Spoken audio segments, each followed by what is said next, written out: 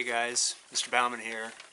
We got our first official installment of Learning Algebra with Mr. Bauman from Mr. Bauman's basement. How about that? So welcome to the first installment. I'm gonna try my best to make this work. To be honest, this is the first time I've ever done something like this, so we'll see how it goes. But definitely some crazy turn of events from the last time I saw you guys, which was it was a week ago. Some unprecedented times here. We're all learning to adjust to these new times that we've been given, and I think trying to find that silver lining and the opportunities that present itself is really going to be very beneficial for all of us, adults included. So we've definitely been thrown a curveball. We talk about curveballs a lot in class. Definitely been thrown a curveball here. And as with any curveball, we got to adjust our swing a bit so that we can connect. And that's one reason I'm here right now, joining you from the world of YouTube. First time on YouTube. How about that?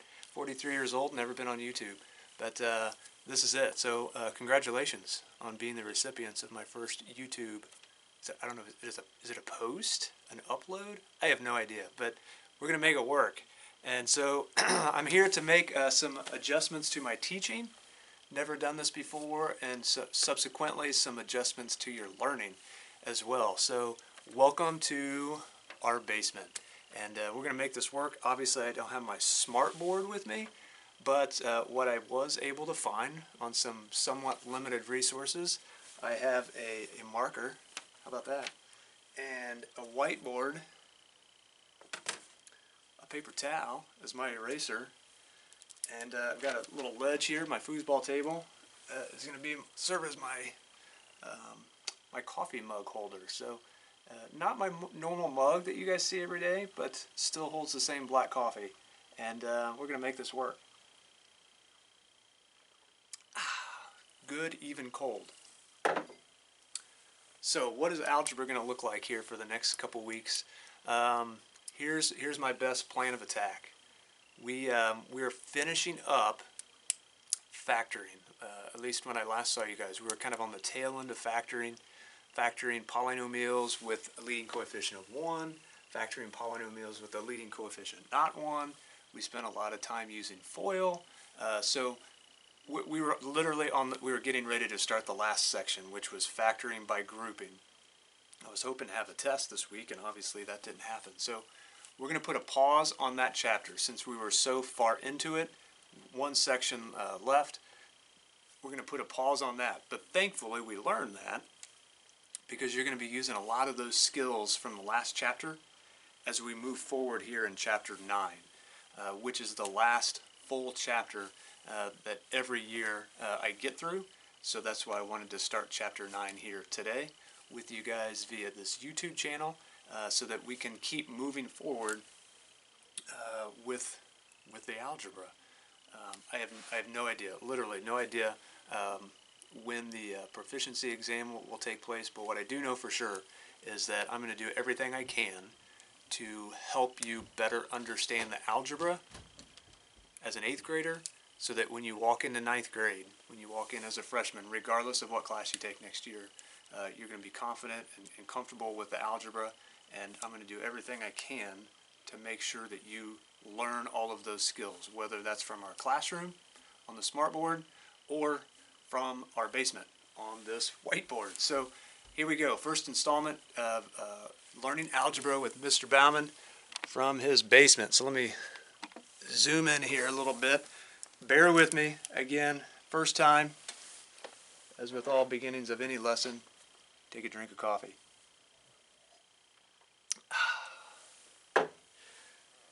All right, chapter 9.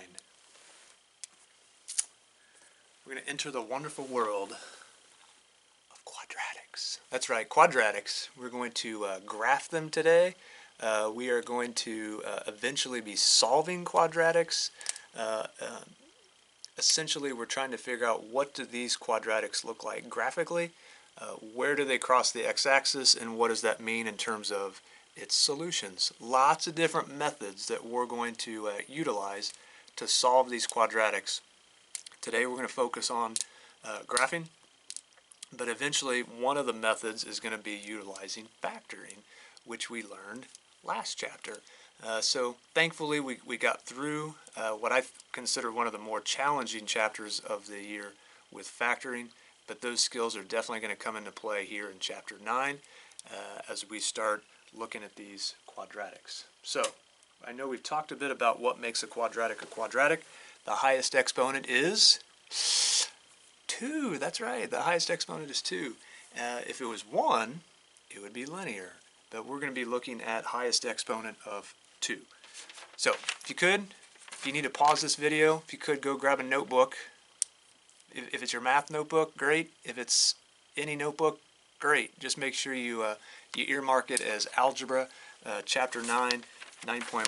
So if you need to pause it to go run and get a pencil and a notebook, go ahead and pause now. Otherwise, I'm going to move forward with the notes here. So 9.1, graphing a quadratic function. Again, at any point you need to pause this. I'm going to keep moving forward, but if at any point you need to pause this video, certainly do that. Lots of objectives here. This is a pretty meaty section here. Lots of things to accomplish. I'm probably going to do about half of these in this first video, kind of chunk this out a bit, and then teach you the second half of the section in a separate video. Objective number 1, and I'm reading backwards here, so bear with me. What does the graph look like? We've talked a little bit about this in class, and I'll give you a chance to write this down. Again, if you need to pause, by all means do so. But what does the graph look like? We've talked about it a little bit in class. Definitely not a line, because it's not linear. It's a U-shaped graph, and we're going to call that U-shaped graph a parabola. Our job today, one of our goals here today, is to figure out, is that parabola, this U-shaped graph, is it going to be right side up? Is it going to look like a bowl or a vase? Is it going to be right side up, kind of like this? Or is it going to be upside down, kind of looking like a mountain? Is it going to look like that? One of the things I'm going to teach you here in the next lesson or two. So what does it look like? We know it's a U-shaped graph called a parabola. It's a parabolic curve. If you want to go wow your parents, grandparents, whomever, with some really cool fancy algebra words, it's called parabolic. Second objective, part of this got erased, sorry for the movement here. How do we find the vertex? So you might be wondering, what is a vertex? That's a vertex, V-E-R, not vortex. Pretty sure isn't that a roller coaster at Kings Island? Anyways, the vertex, if you want to maybe off to the side here, write the definition. A vertex is the highest or lowest point of a parabola. The vertex is the highest or lowest point of a parabola. Again, if you need to pause the video, go ahead and do so. So let me show you just graphically here. The vertex for my first parabola would be right there. It's literally the lowest point. I should have put arrows at the end of these, showing that those parabolas move up to the right and up and to the left infinitely. So the lowest point is here, called the vertex. That point right there is the vertex. If it's an upside down parabola, the highest point is the vertex. And again, there should be arrows on both sides of this parabola. Highest and lowest point, that is the vertex. So today we're going to be figuring out how do we find exactly what point that happens to be. Next question, or next objective, we're going to try to figure out, or you're going to be able to determine what we call the axis of symmetry. What is the axis of symmetry? Again, just real fast here graphically, let me show you, and I'm going to erase some of this so I can make these pictures a little bit bigger.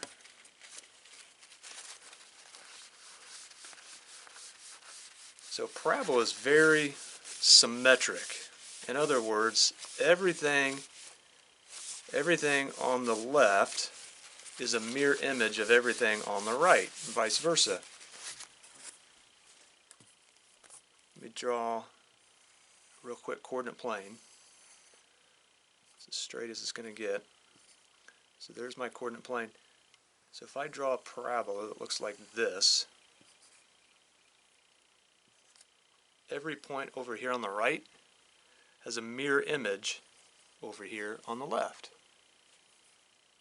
Everything on the left has a mirror image on the right. What would be the only point on this parabola that doesn't have a mirror image? You got it. It's the vertex. There's the vertex right there. It's the only point that doesn't have a mirror image. One interesting fact about a parabola is that you can cut it in half. It's symmetric. Because everything over here is symmetric to everything over here, there's an imaginary line, and in this case it happens to be the y-axis. That line, and normally we would dash it, but because it happens to be the actual y-axis, it's going to be solid. But this line right here is kind of like a crease on your paper. You could crease your paper right here, literally like fold your paper and crease it along this y-axis, and then hold it up to the light. Every point here on the right side of the parabola matches up to exactly to every point over here on the left. Again, the only one that doesn't have a symmetric point or a mirror image is the vertex. So parabola is very symmetric. Just as an FYI, next year in algebra, or in high school, for some of you it'll be Algebra 2.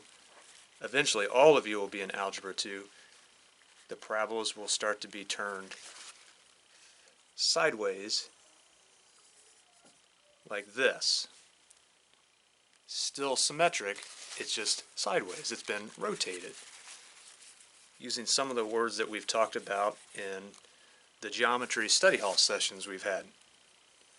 So going back to my original parabola, looks like this. Symmetric. The right side is a reflection of the left side. Next objective, let's see. How do we find the domain and range? Some words from the past here. How do we find the domain and the range? So you might be wondering to yourself, it's been a while since we've done domain and range. What is that? Remember, the domain is all of the x values. The range is all of the y values. How to find the domain and range. So if we go to my graph here, my parabola, and let's say this point down here was -2. Trying to write sideways is tough. -2. There we go. That's a little bit better. And let's say this was -3. This is +3 over here, just to give you some scale or some perspective. We would say that the domain, so this parabola, because it continues to go up, but it also continues to stretch a little bit to the right, it continues to go up, but continues to stretch a little bit to the left. In other words, it gets wider and wider as it moves up the coordinate plane. As this parabola moves up, it also gets wider, which means the domain, it will eventually hit every real number. It'll hit every negative number over here. It'll hit every positive number over here. So this particular parabola would have a domain of all real numbers. But its range is not all real numbers. Why? Would this parabola hit every y value?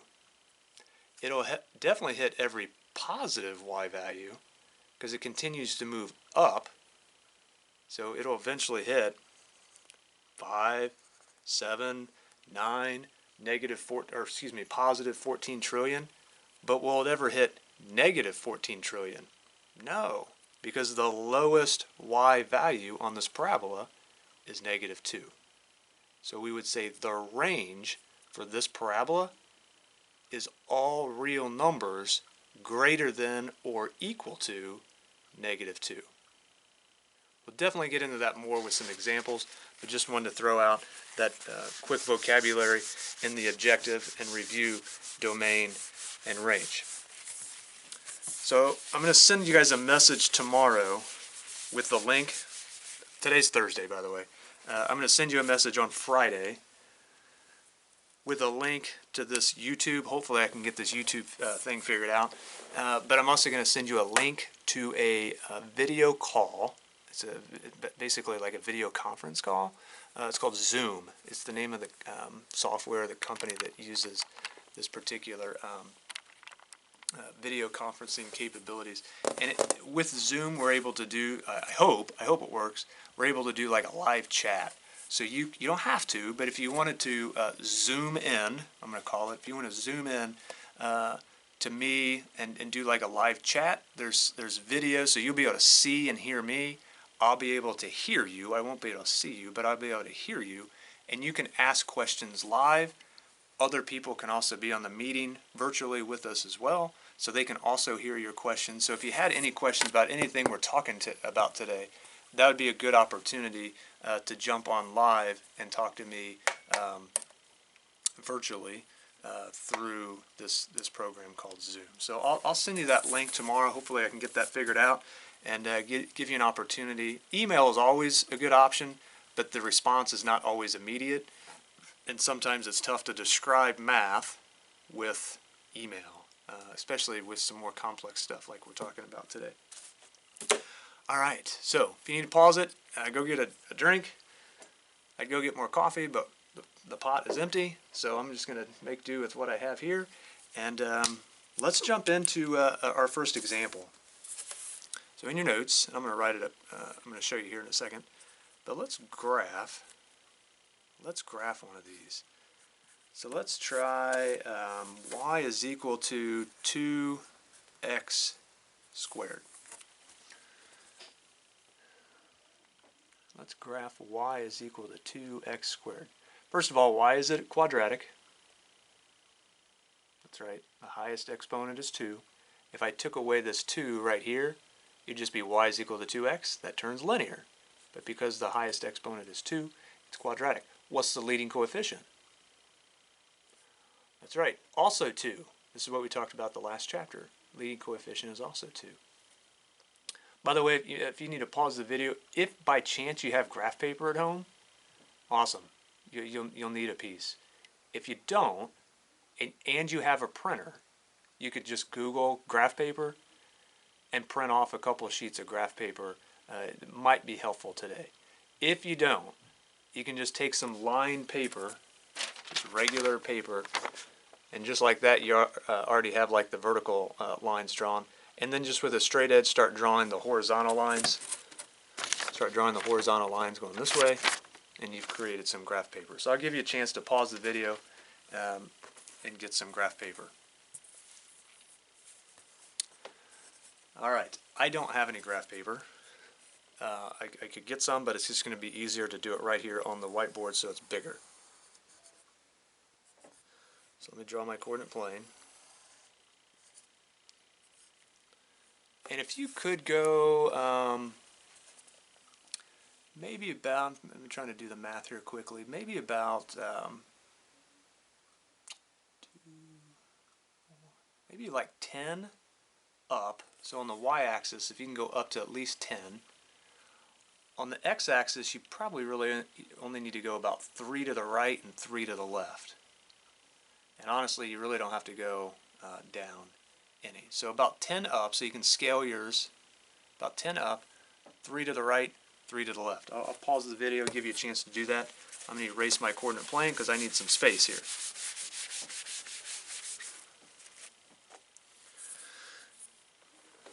Alright, so we talked about the vertex. We also talked about the shape of this parabola. Here's something I want you to put in your notes. If the leading coefficient is positive, the parabola is going to open up. If the leading coefficient is positive, parabola is going to open up. It's going to look like, I call it a bowl. It looks like a bowl or a vase. You can pause the video while you write that. If the leading coefficient is positive, which ours is, our parabola is going to open up. That's the first thing you should be able to recognize anytime you get a quadratic. Just look at the leading coefficient. If it's positive, it's going to look like this.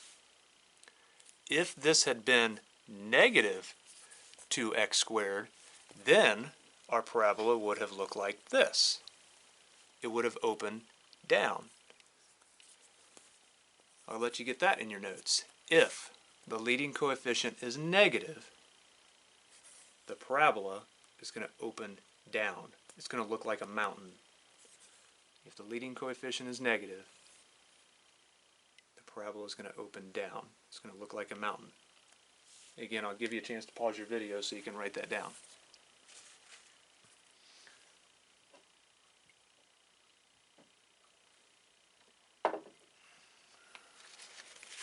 Alright, I'm going to go ahead and change this back to positive 2x squared. We'll go with our original quadratic. Y is equal to 2x squared.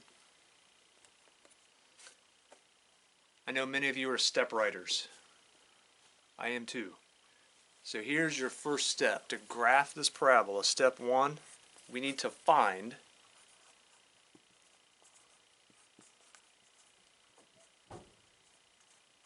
the x-coordinate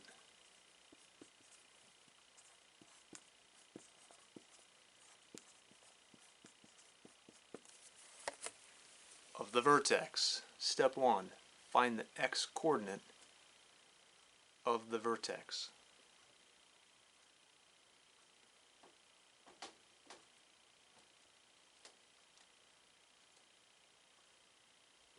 So we talked a few minutes ago, where is the vertex, what does it look like? So far, all we know is that our parabola is going to look like this, because the leading coefficient is positive. So I know, without doing any work, I know my vertex is going to be the lowest point. Our job is to figure out what is the x-coordinate of that vertex. What is the x-coordinate of that vertex? Now you might be wondering, well, how do we know how to find that? And here's the secret. Not a secret, but here's the formula. And this is one that you should probably box in. If you happen to have your math notebook, I would highlight this as an APE test, probable question. So the formula to find the x-coordinate of the vertex, it's the opposite of b,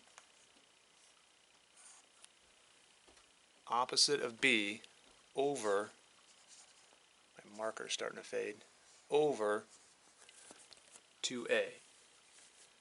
X equals, some people say negative b. I always like to say opposite of b.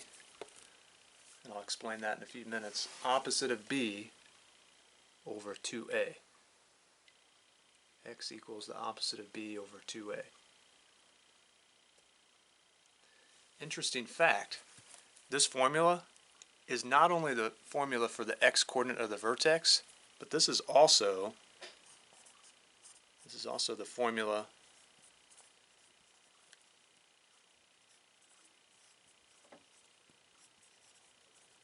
for the axis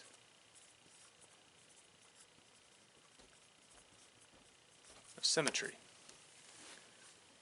Also the formula for the axis of symmetry. So as you write that, I want you to think about why. Why would the axis of symmetry formula also be the same as the formula for the x-coordinate of the vertex? This is almost like magic. We're going to get the exact parabola here in a second. But if I know it looks like this, opening up, say my vertex was right here, the axis of symmetry, we said, cuts the parabola in half. If the axis of symmetry cuts it in half, it has to go through the vertex. The axis of symmetry has to pass through the vertex. So it only seems natural that the x-coordinate of the vertex is also the equation of the axis of symmetry. So once you have this for the x-coordinate of the vertex, by default, you also have figured out the axis of symmetry. I'll give you a chance to catch up with the notes if you're still writing stuff down. And I'm going to create some space on my whiteboard. All right, let's jump into this. Here we go. Step 2, make a table. Make a table of values.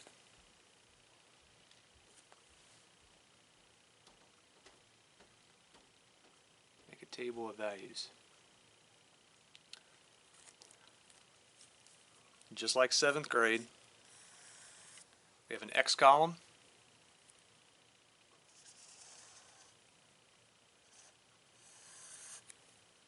we have a Y column way over there. In this middle column, this is all of your calculations. This is where all the work is being done. In 7th grade, we called this the input. This is the output. In 8th grade, where all the work is done, this is the function. This is where all of the calculations are done. We're converting the input into an output. The big difference now that we're in chapter 9, is that this function happens to be a quadratic. It's not linear anymore, and that's okay. We're just going to get a different graph. It's going to be a curve, not a line. Here's the next big point to make. The first value, when you're doing these tables, the very first input value, or if we want to use the algebraic term, the very first domain value, has to be the x-coordinate of the vertex.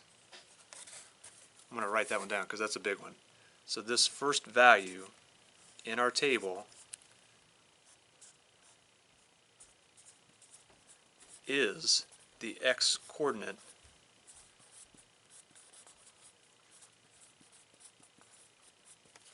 of the vertex. That first x value in our table is the x-coordinate of the vertex. We haven't calculated it yet. That's what we're getting ready to do. But I'm trying to frame the problem here, trying to frame the table. So every problem, this is probably going to change. For this problem, it might be the number 0. For the next problem we do, it might be the number 4. For that problem after that, it might be -6. We just don't know until we calculate it. But don't expect this to always be the same number. In 7th grade, when everything was linear here, we typically chose 5 inputs or 5 domain values, and the first one that most people choose, myself included, is 0, because it's just an easy number to calculate with. It's not always going to be 0 here. Sometimes it will be, sometimes it won't. You have to do this, you have to calculate this, and this was on the previous screen, the formula opposite of b over 2a. That's what we need to calculate right now. Opposite of b over 2a. So, you might be wondering, okay, I got it. It's opposite of b over 2a, but what's a, b, and c in this quadratic? Now it reverts back to chapter 8. Remember a couple weeks ago? Especially when we started really talking about factoring, we talked about this form, ax squared plus bx plus c. And that's called what form?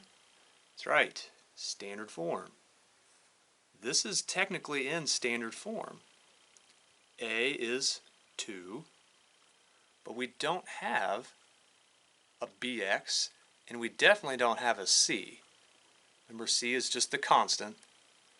There is no bx here. If there is no bx, then the value of b for our quadratic is just the number 0.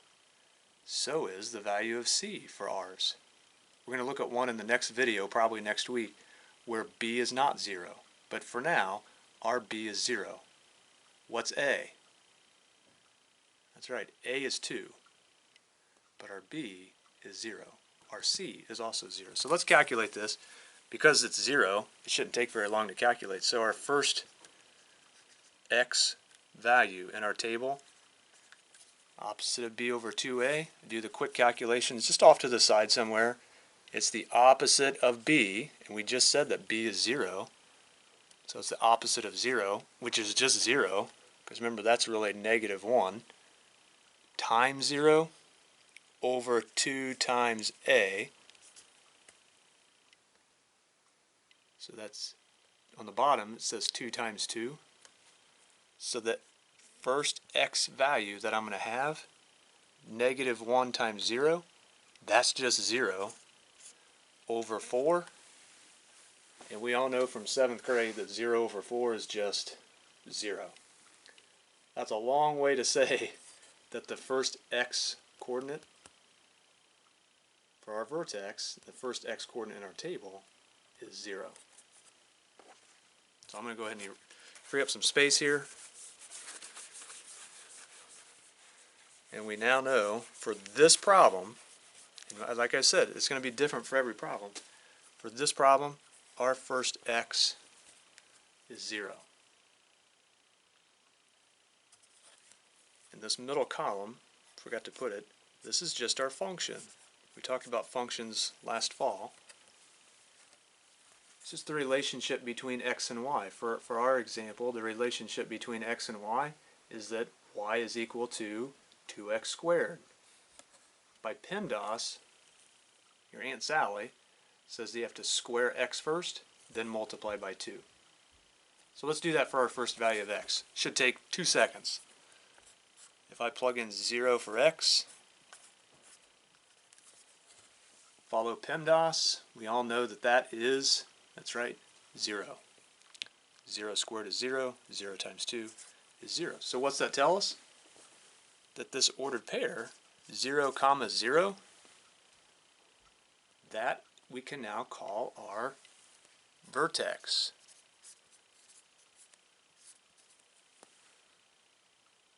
So on your graph paper, if you have graph paper, go ahead and plot a point right at the vertex, which in this case happens to be the origin.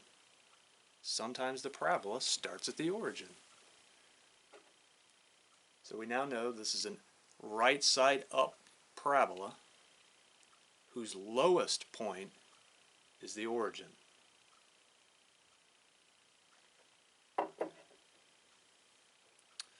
All right, I'll get my graph here in a second after I free up some space on my whiteboard. So far we only know 1 point, 0, 0. We need some more points on this parabola. Because it's a U-shaped graph, we know there's going to be some points here on the right, some points here on the left, and they're going to be mirror images of each other. So let's pick a couple x's to the right of 0 and a couple x's to the left of 0.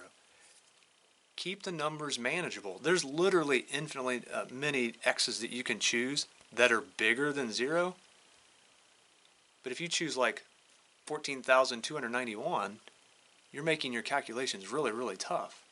Pick numbers that are close to 0 and manageable. In other words, whole numbers, integers.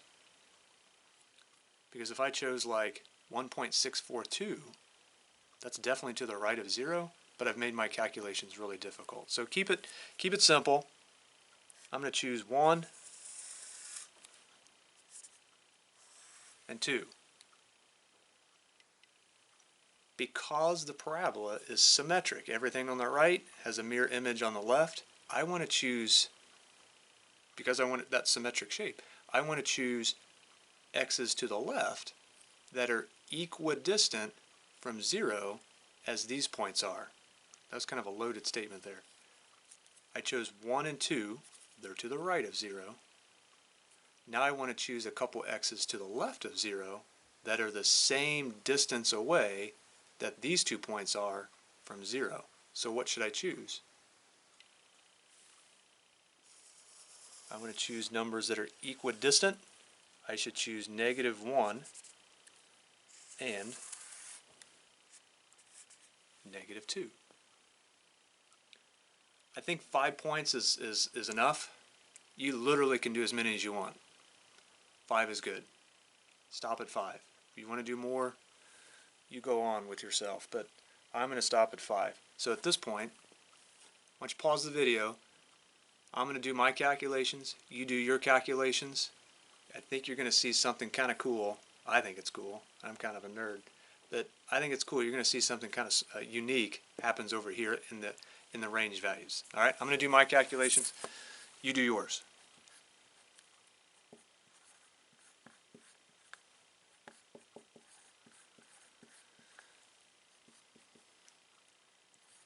Be real careful with the negatives. Still have to use PEMDAS.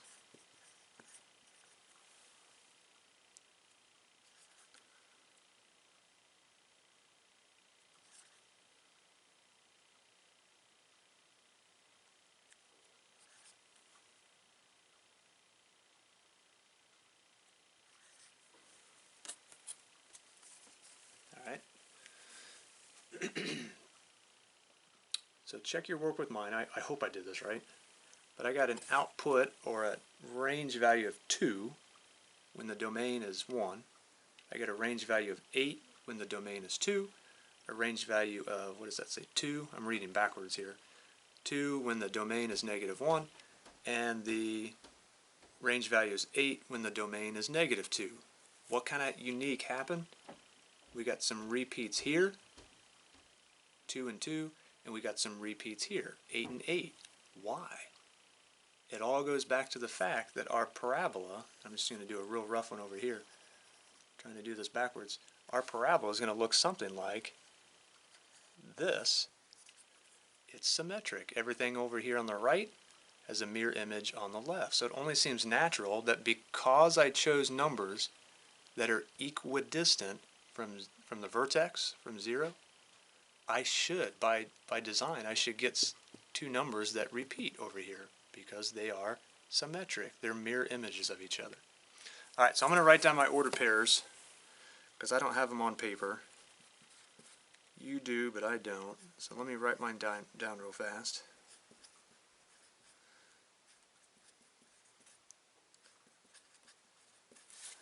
And let me get some space. You know what I need is a second whiteboard.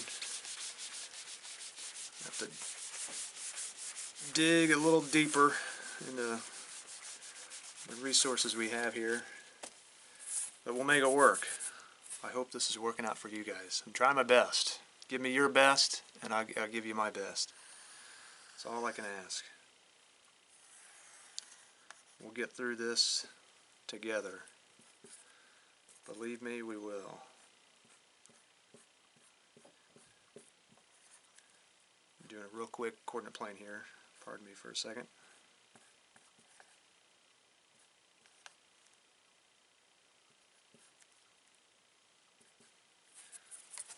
Alright, so hopefully you have something that looks similar to this. I think I asked you to go up to 10, 3, and -3, but that's PDC.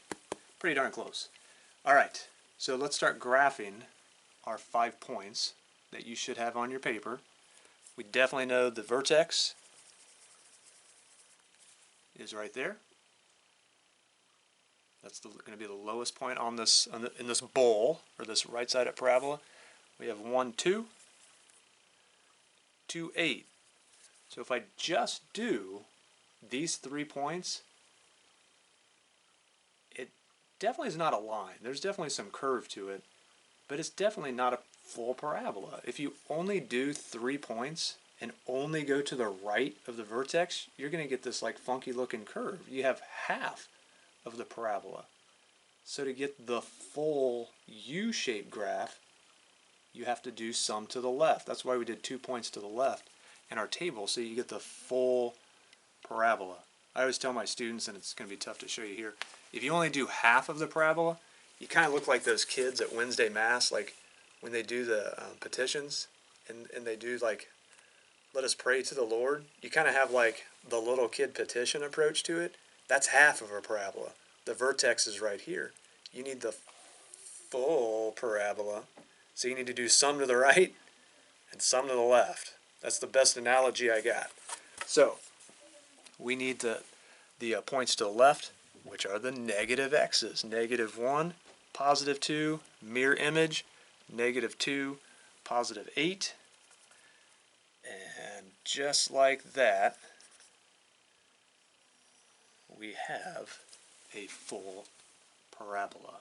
Congratulations, you have officially graphed your first quadratic. Couple things, just kind of second nature. Always put arrows at the ends, showing that it continues to move up, and technically gets wider. So the domain of this parabola is, because it gets wider, is all real numbers, all positives, all negatives, and obviously 0 is hit as well. So we would say the domain is all real numbers. How about the range? What y's are going to be hit or touched by this parabola? It's going to be everything positive, and included in that is 0. So we would say all real numbers greater than or equal to 0. Definitely not anything negative, because the lowest point on this parabola, the vertex, is the origin.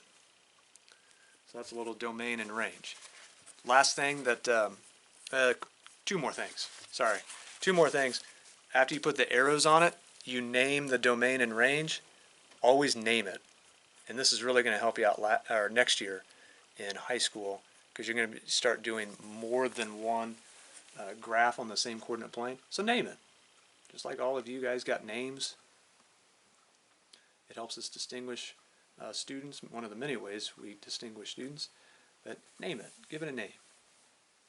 The name is y is equal to 2x squared. I wish I had a more creative name for it. Leroy or Susie. But its name is y is equal to 2x squared. Last thing you want to do, and you don't have to do this on everyone, but starting off, I do want you to recognize that there is an axis of symmetry. What's the line that cuts this parabola in half? Technically, it's the y-axis for this one, because it goes through the origin. But the name of that line, besides the y-axis, is x is equal to 0. How did I know that? I'm trying to write it here. The axis of symmetry, the name of it is x is equal to 0, because it's the same number as the vertex. Remember the vertex, the first value in our table was 0? That's the same as the axis of symmetry. So it's going to be tough here because I already drew the solid line, but technically you dash the axis of symmetry. It's this imaginary line that runs right through the middle of your parabola. So there you go. I have literally no idea how long that lesson took. No clue, but I hope you're still awake. Hope I didn't bore you too much, but this is the first of many parabolas that you're going to be doing in the next 4 years. We're going to be doing more in the next video. We're going to do a parabola tomorrow. That actually not tomorrow, probably Monday. Whenever I make the next video, it's going to go down. It's going to open down instead of opening up. So we're going to have a highest point for our vertex, and also talk a little bit as we move into next week. How do we start to find where the parabola crosses the x-axis? Big part of algebra.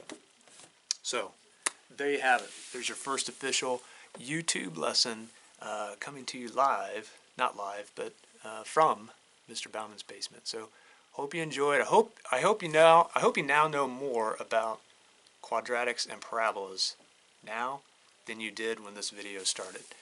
So I hope this message finds all of you well. I hope this message finds all of your family well. Be kind to one another. I think that's what we need more than anything. Be kind. Be patient with one another. I know that the times are changing and unprecedented times that we're in, but be kind. Be kind to one another, and above all, make sure you pray. We have a lot to be thankful for.